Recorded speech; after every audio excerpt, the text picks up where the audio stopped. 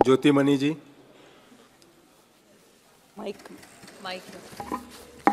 மாண்புமிகு அவைத்தலைவர் அவர்களுக்கு வணக்கம். ஒன்றிய அரசின் இடைக்கால நிதிநிலை அறிக்கை மீது எனது கருத்துக்களை பதிவு செய்ய விரும்புகிறேன். நாடாளுமன்றத்தில் சமர்ப்பிக்கப்படும் நிதிநிலை அறிக்கையில் பொய் சொல்ல மாட்டார்கள், புள்ளி விவரங்கள் சரியாக இருக்கும் என்கிற ஆண்டாண்டு கால நம்பிக்கையை 2024 நாடாளுமன்ற தேர்தலை எதிர்நோக்கி சமர்ப்பிக்கப்பட்டுள்ள இந்த இடைக்கால நிதிநிலை அறிக்கையும் தகர்த்திருக்கிறது என்பதில் ஆச்சரியமில்லை. மாண்புமிகு நிதியமைச்சர் அவர்கள் தனது பட்ஜெட் உரையில் ஏழைகள், பெண்கள், இளைஞர்கள், விவசாயிகள் ஆகியோர் மீது கவனம் செலுத்துவதாக சொன்னார்கள். இதைவிடவும் ஒரு பொய் இருக்க முடியுமா? உங்கள் பொற்கால ஆட்சியில் விவசாய கடன்கள் ரத்து செய்யப்படவில்லை. விவசாயிகளின் தற்கொலை அதிகரிக்கிறது. விவசாய வருமானத்தை இரட்டிப்பாக்கும் கம்பி கட்டும் கதைகள் காற்றில் கரைந்து கொண்டிருக்கின்றன. வருடத்திற்கு 2 கோடி வேலை வாய்ப்புகள் என்ற வாக்குறுதி பற்றி மறந்தும் கூட பிரதமர் வாய் திறப்பதில்லை. மாறாக நாட்டில் 45 ஆண்டு காலமாக இல்லாத வேலையில்லா திண்டாட்டம் நமது வீட்டு பிள்ளைகளை விரட்டி கொண்டிருக்கிறது. உங்கள் நண்பரான அதானி மற்றும் உலகின் 3வது பெரிய பணக்காரர் ஆகிறார். ஆனால் 22 கோடி ஏழை மக்கள் வறுமையின் கொடூர பிடியில் சிக்கி தவிக்கிறார்கள். விலைவாசி உயர்வு அவர்கள் கழுத்தை நெரித்துக் கொண்டிருக்கிறது. இதில் உணவு மானியத்தை வேறு 3% குறைத்துவிட்டு கூசாமல் ஏழைகளுக்கான அரசு என்று எப்படி சொல்ல முடிகிறது உங்களால்? பெண்களுக்கு எதிரான பாலியல் குற்றங்கள், பாலியல் வன்புணர்வுகள் உங்கள் பெண் குழந்தைகளை பாதுகாக்கும் ஆட்சியில் எப்பொழுதும் இல்லாத அளவு அதிகரித்திருக்கிறது. உங்கள் பாஜக அரசு சிறிதும் வெட்கமே இல்லாமல் குற்றவாளிகளை காப்பாற்றுகிறது. அடுத்த பொய், அனைவரையும் உள்ளடக்கிய வளர்ச்சிதான் இந்த அரசின் குறிக்கோள். நாட்டின் அனைத்து பகுதிகளுக்கும் அனைத்து மக்களுக்கும் எரிவாயு, மின்சாரம், வங்கி சேவைகள் ஆகியவை வழங்கப்பட்டுள்ளன என்றும் அதனால் கிராமப்புற மக்களுக்கு வருமானம் உயரும் என்று சொல்வது. சமையல் சிலிண்டர் விலை 1000 ரூபாய், காங்கிரஸ் ஆட்சியில் 410 ரூபாய். எமது கரூர் நாடாளுமன்ற தொகுதியில் ஏழை எளிய நடுத்தர மக்கள் 1000 ரூபாய் கொடுத்து சிலிண்டர் வாங்க முடியாமல் விறகடுப்புக்கு மாறி வெகுகாலமாகிவிட்டது. இந்திரா காந்தியால் தேசியமயமாக்கப்பட்டு ராஜீவ்காந்தியால் நவீன தொழில்நுட்பம் புகுத்தப்பட்டு மன்மோகன் சிங் ஆட்சியில் ஏழை எளிய நடுத்தர மக்களுக்கும் சிறு குறு நடுத்தர தொழில்களுக்கும் சேவையாற்றி வந்த வங்கிகள் இன்று நிரவ் மோடி போன்ற உங்கள் நண்பர்களின் கொள்ளைக்காடாகிவிட்டன. வங்கி கொள்ளையர்களை பாதுகாப்பாக வெளிநாடு அனுப்பி வைக்கும் வெட்கமற்ற அரசு உலகிலேயே உங்கள் பாஜக அரசு மட்டும்தான். உங்களின் ஆசையோடு வெளிநாட்டில் இருந்து குறைவான விலைக்கு நிலக்கரி இறக்குமதி செய்கிறார் உங்கள் நண்பர் அதானி. நிலக்கரி நடுக்கடலுக்கு வந்தவுடன் பல மடங்கு விலையேறி இந்தியாவில் கரை சேர்கிற அதிசயம் உங்கள் பாஜக ஆட்சியில் நடக்கும் மேஜிக்குகளில் ஒன்று. பிறகு மின்சார கட்டணம் ஏறாமல் என்ன செய்யும்? நடுத்தர வர்க்கத்தினருக்கு வீட்டு வசதி திட்டம் அறிமுகப்படுத்தப்படும், 2 கோடி வீடுகள் கட்டப்படும் என்று காதில் பூ அல்ல பூக்கூடையே சுற்றுகிறீர்கள். வீட்டு கடனுக்கான வட்டி விகிதம் 10% உயர்த்தப்பட்டுள்ளது. பிறகு எப்படி நடுத்தர மக்கள் வீடு கட்ட முடியும்? தமிழ்நாட்டிற்கு பிரதம மந்திரி வீடு கட்டும் திட்டத்தின் கீழ் வீடுகள் வந்து 3 ஆண்டுகள் ஆகிவிட்டன. பிறகு எப்படி மக்களுக்கு சொந்த வீடு கனவு நிறைவேறும்? நீங்கள் தமிழகத்திற்கு அள்ளி கொடுப்பதாக வேறு அளந்து விடுகிறீர்கள். நீங்கள் கிள்ளி கூட கொடுப்பதில்லை.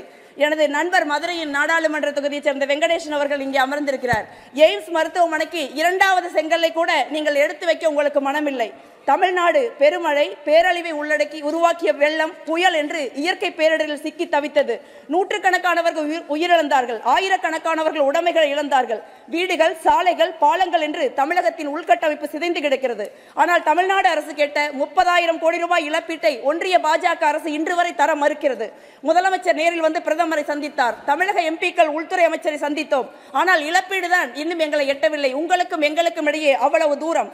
தமிழ்நாடு உங்களை மடியேந்தி பிச்சை கேட்கவில்லை. நாங்கள் இரவு பகலாக உழைத்து உங்களுக்கு கட்டிய வரியில் எங்கள் உரிமையை கேட்கிறோம். அதை தருவது உங்கள் கடமை என்பதை நீங்கள் நினைவில் கொள்ளுங்கள்.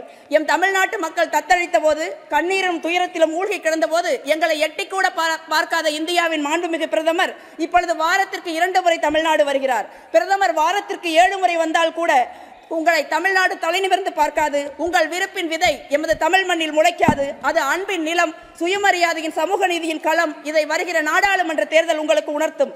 எங்களுக்கு தான் ஒன்றும் தரவில்லை. எதிர்க்கட்சிகள் ஆளும் மாநிலங்களில் இடி, சிபிஐ, வருமான வரித்துறை போன்ற சுதந்திரமான அமைப்புகள் உங்களுக்காக 2004 நாடாளுமன்ற தேர்தலுக்காக தீயாக வேலை செய்து கொண்டிருக்கின்றன.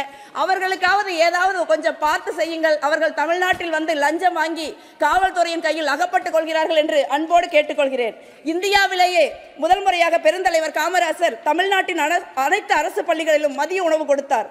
தெருவெங்கும் பள்ளிகள் திறக்கப்பட்டன. தமிழகம் கல்வியில் தனித்துவமான மாநிலமாக விளங்க அதுவே அடித்தளமிட்டது.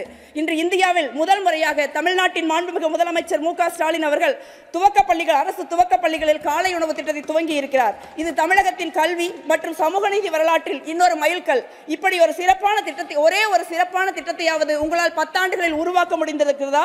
2004, 2014 10 ஆண்டுகளில் காங்கிரஸ் அரசாங்கம் இந்தியாவில் 23 கோடி மக்களை வறுமையில் இருந்து காப்பாற்றியது.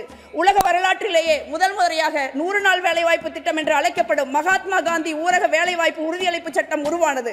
ஆனால் 12 வாரங்களுக்கு உழைத்த மக்களுக்கு ஊதியம் கொடுக்காமல் இன்று அந்த 100 நாள் வேலைவாய்ப்பு திட்டத்தை நீங்கள் அழித்துக் கொண்டிருக்கிறீர்கள். உழைக்கும் மக்கள் வயிற்றில் அடிக்கிறீர்கள்.